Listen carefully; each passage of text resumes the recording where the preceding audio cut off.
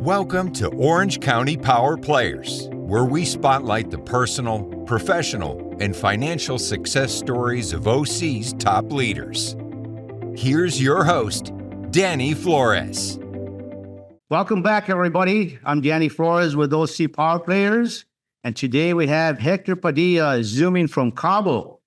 Yes. Hector went from paperboy to police officer to purchasing over $100 million in real estate and now living his dream life in Cabo. Welcome, Hector. Thank you. Yeah, Danny, I'm now living what we call the beach life, which is an easier life. You know, we are slowing down the pace and yet still making beach money. And beach money is when you're on the beach and you're still making money because your real estate portfolio continues to go up in value. And your rental income, when you have properties in the right locations, your rental income is going to go up, or it's going to double about every 7 to 10 years. And that's why I call it beach money and living the beach life. You did it, Hector. You did it. That's so awesome. So awesome. So many people want to get to that level. And so, let's tell him a little bit about that journey. Tell us what you do did in the real estate, because now you're in Cabo. I don't know if you're working much, but let's take a couple steps back and, okay, you're in your working days. What are you doing in the real estate arena? Okay, so let me take a step back to how I got started. Okay, so here's how I got started. As a little boy, my dream was to always become a Santa Monica police officer.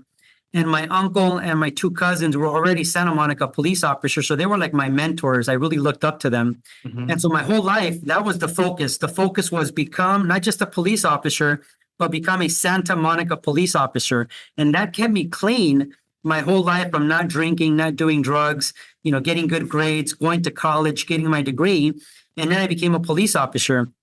What I quickly realized was that being a police officer, I based that on Hollywood, on Adam 12 and TJ Hooker and Pips and SWAT and all those TV shows that we watched as kids.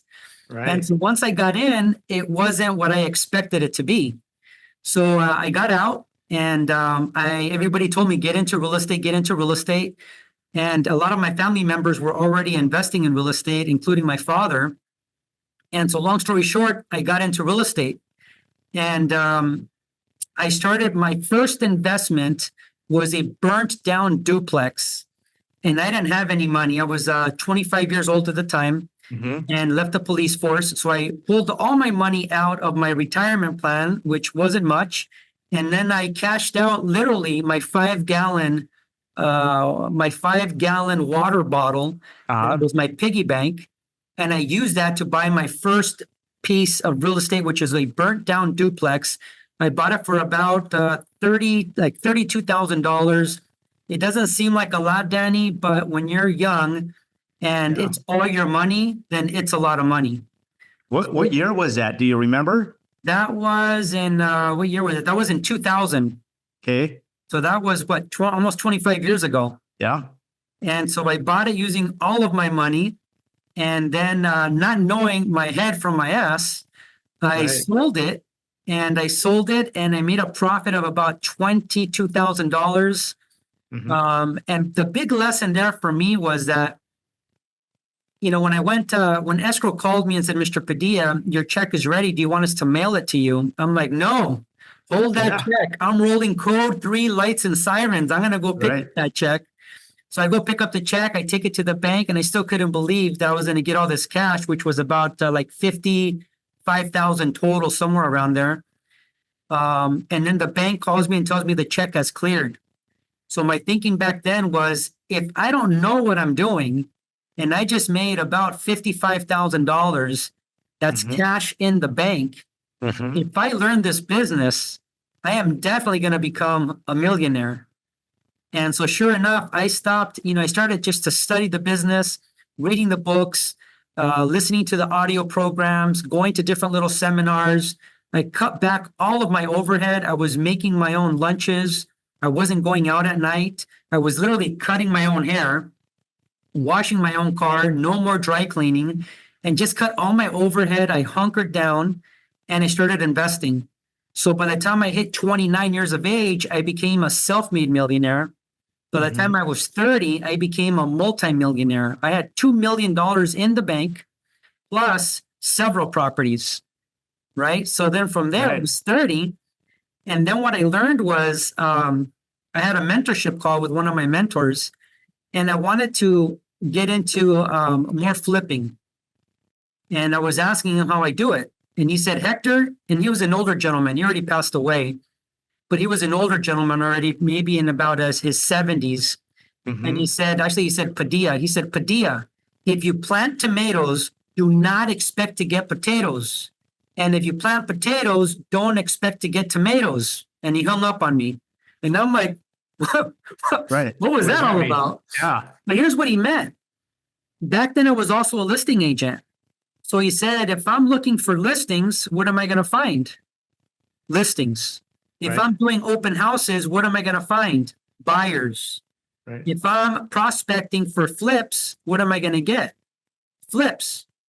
So then I started getting into the flipping game along with owning my own brokerage.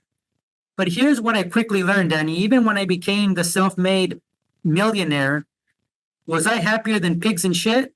Yes. For a short window. Because I realized that even being a millionaire, I still didn't feel like I was living the dream lifestyle. Then when I became the multimillionaire, still doing flips and running a brokerage, I was making good money, but I still didn't feel like I was living an affluent lifestyle. And I had no time freedom, and I really didn't have true financial freedom.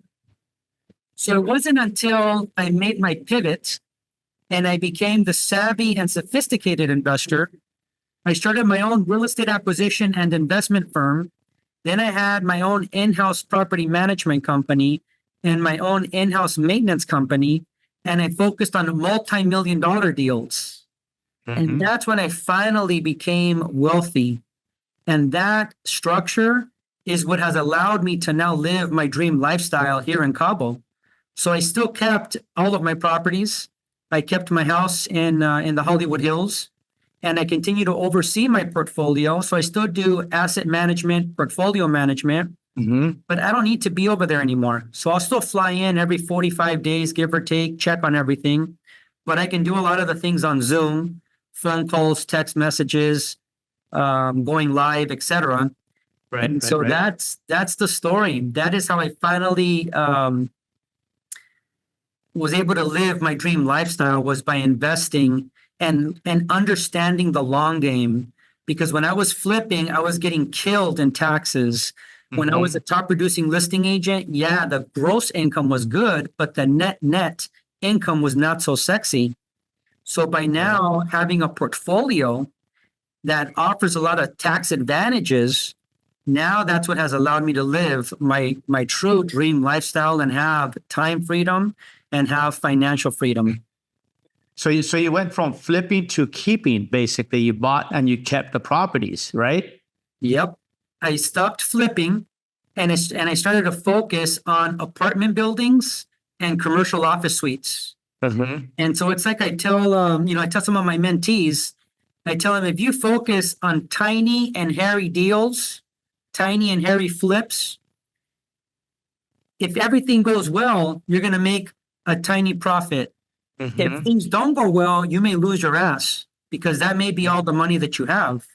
Versus if you focus on big and hairy deals, as long as they have identifiable solutions, then you're going to do well, especially when you have, or when you're taking very little risk by doing joint ventures, by bringing in a funding partner, by understanding how to do seller financing and not always getting a bank loan. By knowing how to raise that private capital, you can get into bigger deals and still not take on a big risk, and the reward is much bigger. So if somebody has say as an example, a W-2 job, right? And they want to buy their first piece of real estate and they don't have the money to do it, what's your suggestion or your tip on bridging that gap to get that first one? Because a lot of times it's, let me just do one, and you're in one and then you start learning more and you kind of continue from there. So what would you suggest for something like that for somebody who's in that position right now? All right. So do not do what I did. Okay. Right. I was young. I was 25 years old. I was not married and I had no kids. So I took that risk, but worst case scenario, I'm back at zero and I just got to work my way back up. So don't do what I did. Okay. I got, I knew a little bit about real estate, not very much, but I did get lucky. So here's what I would say.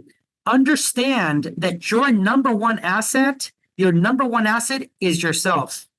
So first, invest in your training. Invest in your training. Learn about real estate. Once you've invested in your number one asset, which is yourself, then get one done. Just get one deal done, and you're going to learn from that. And then you're going to start progressing. Okay? Right. So that's what I would say. I would say first, invest in yourself. Find someone that can mentor you. Take some classes. Read at minimum 5 books, and don't just read them, but study them. Go to some seminars. Go to some real estate club meetings. Listen to these types of podcasts. So educate yourself, and then invest in your first piece of real estate. That's really good advice because, sometimes people don't know where to start, what to do. I mean, there's so many things that go in it. Even those of us that have done a lot of deals, they're not always easy to close, right? There's always something that comes up right at the last minute, and there's no written book for that. But if you know just enough, you are able to push through, or you have enough friends that you can potentially call. And you know what? That's why I say that you have to have a vetted mentor. Okay. Because when you're getting into the bigger and hairy deals, the multi-million-dollar deals, you do want to be able to call your mentor, your coach, someone that is seasoned and that can tell you, no, don't do it like that. Do it like this. No, don't say that. Say this. Right. Here's what we can do to resolve this. Right.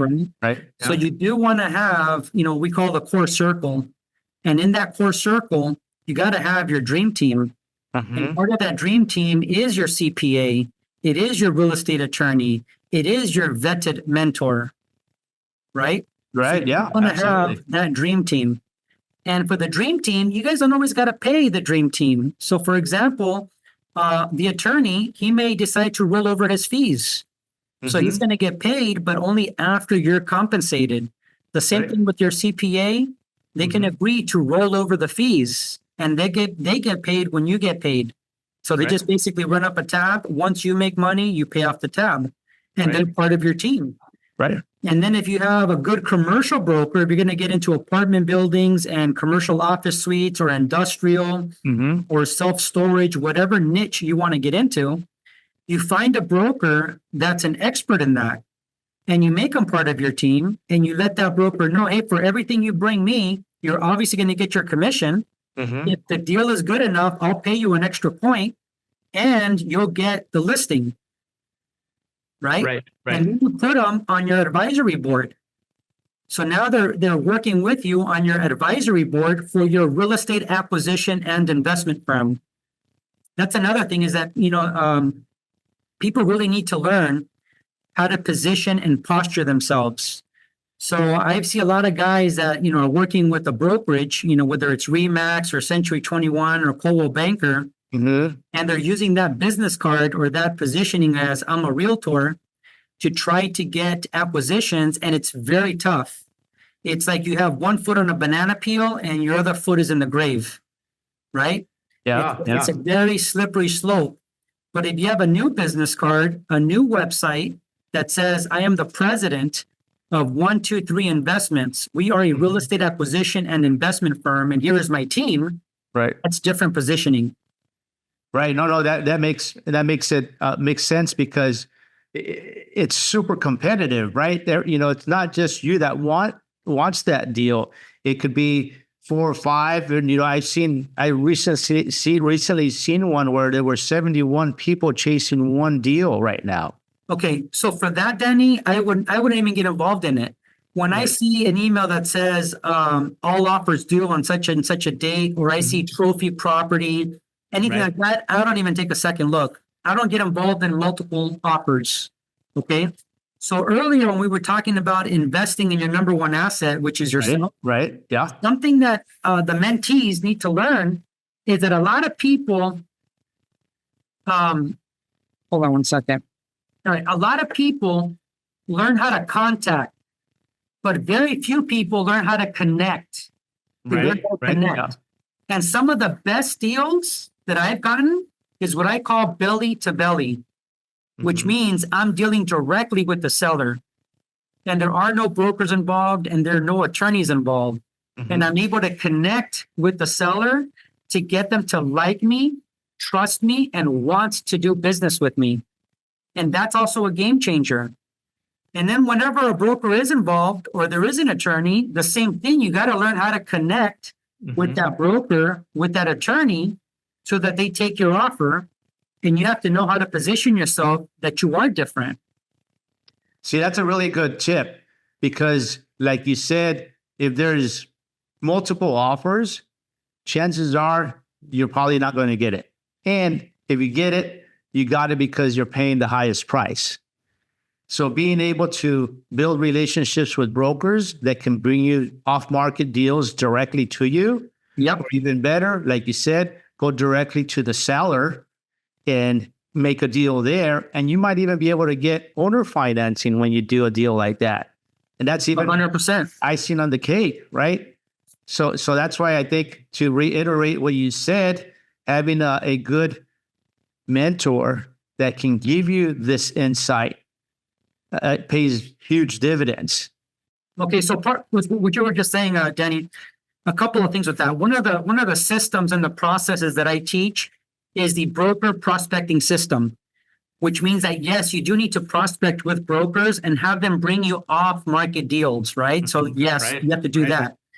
But number two, some of our best deals first is dealing with the seller belly to belly. Right? Shaking hands, breaking bread, as the old saying goes, right? Building that relationship and getting the deal done. But the second one is what I call getting the deal on the rebound. So the deal goes into escrow, we don't compete, and we just let the broker know if it falls out of escrow, give us a call. And then when they do fall out of escrow, now we pick it up on the rebound, and normally our next offer is lower than our original offer. And we find out, why did it fall out of escrow?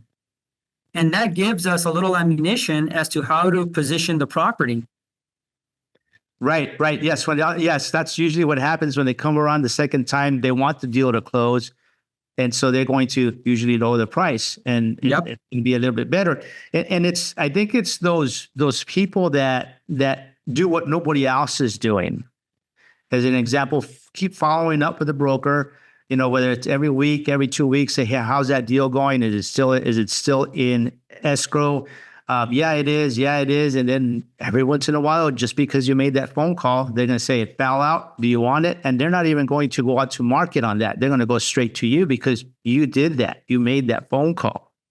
And not just that, Danny, but I'll tell you something else.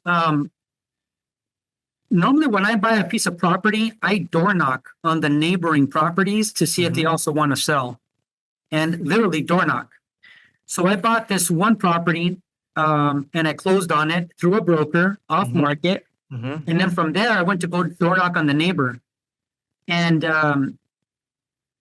when I door knocked on his house, I went to his house, not his office, but his house. Right. He had been in the business for about 30 years. And he's like, Hector, I've been in the business for 30 years. No one has ever door knocked asking to buy my property. I've had a broker send me postcards. They call me for the listing, right? They knock on my door for the listing, but not to buy the property. Right. I've been in the business now, Danny, for 25 years. Guess how many times somebody has knocked on my door asking to purchase one of my buildings? Probably zero. Zero. Yeah. No one is door knocking. Yeah. Okay, so now because I door knocked on him and I asked him to sell me his property, do you think he sold me that property as soon as we met? No. No. So what I did was I was able to connect with him. I found, what do we have in common? And one of the things that we had in common was that back there, Cabo, right? He loved Cabo. I loved Cabo. So every time I was in Cabo, I would send him a little video and I would say, hey, Ted, just thinking about you. Hopefully everything is great. I'm here in Cabo. You came to mind. Okay, that was it. I wouldn't always ask for the deal. And then I would send him another video whenever I was here, or another text message, but I always stayed top of mind. Right. Because I knew he told me he was going to sell it. And he said that he would sell it to me. So after literally 2 years of following up with him, guess what? He sold me the property. And now with those 3 properties that I now have, I can build, I forget if it's 96 or 98 units with subterranean parking. And that asset will be worth $50 million once it's done. That's called a legacy play. Right. That is something that will stay in my family portfolio past my lifetime, possibly past my daughter's lifetime. So was it worth me door knocking? 100%. 100%. And not only door knocking, but following up. It's that follow up that's critical to making this happen. Absolutely. And again, learning how to connect. Learn how to connect with the people. You do have to be a pain in the ass, but not a pain in the ass. Right. There's a big difference between being a pain in the ass and being a pain in the ass. Right. So you have to ask, like people tell me, Padilla, how is it that you get what you want? Meaning seller financing, below market, JVs, etc. And here's how I do it. Number 1, I know what I want. Number 2, I ask for what I want. Right. And for 3, I'm a pain in the ass. Right. I keep asking, but I ask with skill. Right. And I ask with confidence. If you never ask, the answer is always going to be no. You miss every shot you don't take. That's it. So the worst thing they're going to do is tell you no. And remember, here's something else, is that the audience needs to understand who is your ideal client. Who owns, in my situation, who owns the multi-million-dollar properties? Right. It's the baby boomers. Yeah. They're normally 65 years of age, and that's young. Yeah. Most of the time, they're 70, 75 years of age, 80 years of age. Guess what, Danny? They don't want to buy the Lamborghini. They don't want to buy the mansion. They want to get rid of the problem. So when you come in as an educated, trained, respectful, savvy, and sophisticated entrepreneur, you're coming in as that superhero that can help them with their problem. And the problem is the real estate. Right. And then you're able to buy it. Yes, absolutely. That makes total sense. They're getting ready to exit the business. They're tired. They just want to cash out. And that's the opportunity to come in and make it happen.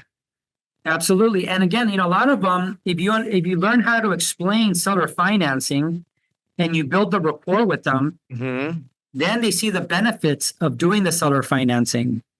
Right. But you got to be able to sit down with them, break bread, connect, explain the benefits, build that rapport, and then you get the deal.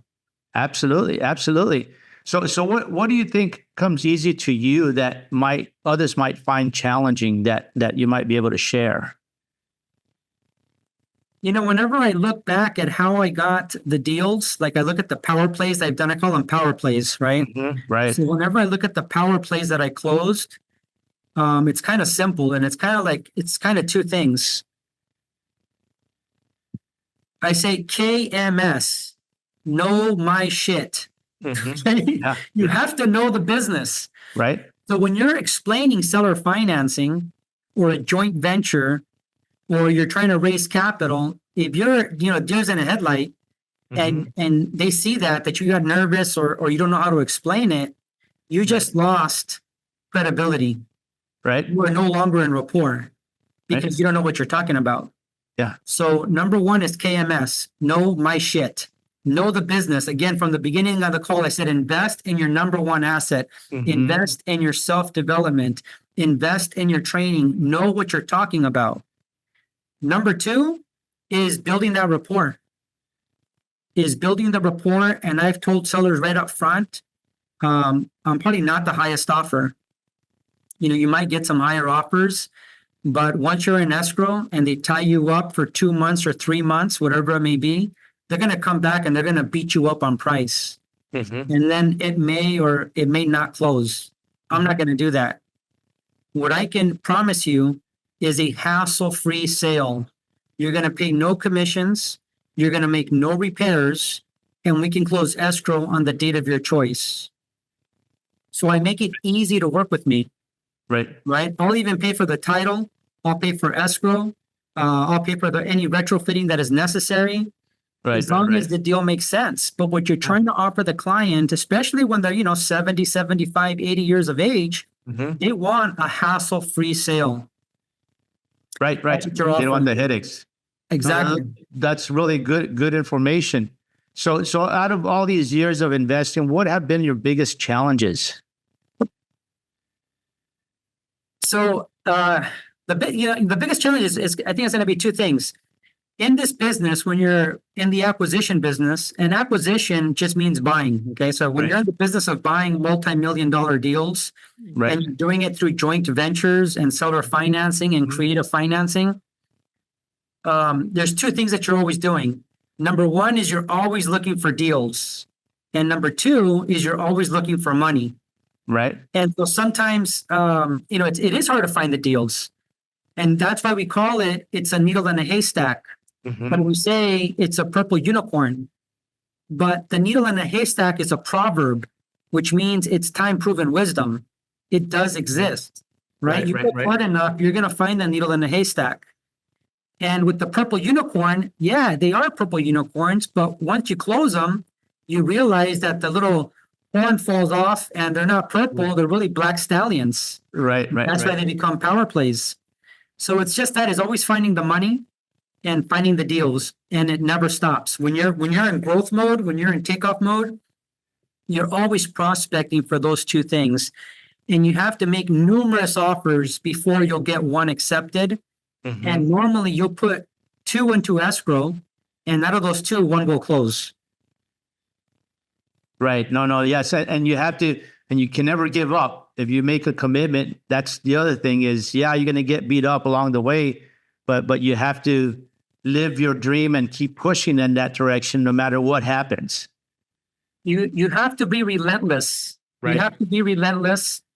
The beautiful thing about this business is that you're not looking to close, 20 deals a year or even 10 deals a year. If you close one power play every 4 months, okay? If it's you and your acquisitions agent and you have a prospecting system and you guys are both prospecting and you're using different systems like the broker prospecting system, the letter of intent system, your direct mailer system, etc., dialing for dollars. If you're using those systems, you should be able to come up with one solid play in 4 months. But let's just say worst case scenario, for some reason it just doesn't work out. And you close on one power play per year. In 10 years, and you're doing one deal per year, in 10 years, you're going to be sitting pretty. Right? Right. Exactly. Yeah. It adds up. It adds up and it keeps adding up. And I think you're a great person to talk to where you've done it that way. I just had a call with actually the broker called me. So I was using my broker prospecting system, and the broker brought me an off-market deal, and the seller wanted $5 million. At the end of the day, I bought it for $3,750,000. That was about 2 years ago. That broker just called me up recently and said, "Hey, I want to list the property for you." So I gave him my rent roll and my P&L, and he came back and he said, "We can probably get 5.2 to 5.5 with some adjustments." Okay. He's been a top producing commercial broker for 17 years. And I told him, why don't you do what I do? What if you just closed on one property per year and you started doing that when you first started? You're now 17 years in. You would have way more than 17 properties. Right. Because what ends up happening is you get a good power play, you reposition it, you cash out, refinance, you use that cash, you buy another property. Right. And then that other property, you end up selling it on a 1031 exchange. You take that money and you're going to end up buying two properties. Right. And then it starts to snowball. Yeah. Two properties. Now you got 4 properties, et cetera, et cetera. So before you know it, you have a nice portfolio, which then allows you to live the beach life. Right. Exactly. Right. You couldn't have put it any better.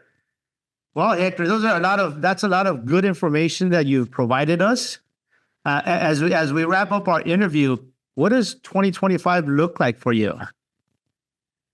Right now, Danny, I'm on a sabbatical. I'm on a sabbatical right now. This has been my dream to live out here in Cabo. And finally, my daughter, I have a 10-year-old, and my wife supported me this year and said, hey, let's move to Cabo. So we're out here till June. And then in June, we're going to have a family meeting, and we're going to see what the next move is. So I'm just keeping my eyes open and ears open to opportunities here in Cabo, here in Baja. I still oversee my portfolio in LA. And we'll see what time will tell. I got my eyes on some pieces of real estate that I want, and I've been, top of mind with those sellers, and those are some power plays. Yeah. So if those sellers finally decide to sell, I would purchase those assets, but right now I'm not, aggressively hunting rhinos. Right now, I'm just enjoying the fruits of my labor. Yeah. Because I understand, Danny, that my little girl's 10 years old. In 3 years, she'll be a teenager, and she may not want to hang out with dad as much anymore. So I'm enjoying the fruits of my labor, taking it easy right now.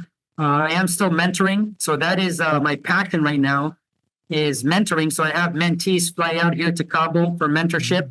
Right. And then when I go into LA, I'll do an event every now and then. And I also do some keynote speaking. Wow. Okay. Wow. You're still keeping yourself busy, but giving back. And that's a great thing to do, to be able to teach others the system that got you to where you're at now. Yeah, and I try to put out quality content on Instagram so people can follow me at The Real Hector Padilla, The Real Hector Padilla on IG. And I try to put out good content so you guys can follow me there and learn from me and send me a DM. I try to answer all of my DMs in person with the voice message or a video. So feel free to send me a DM. Perfect. That was my next question.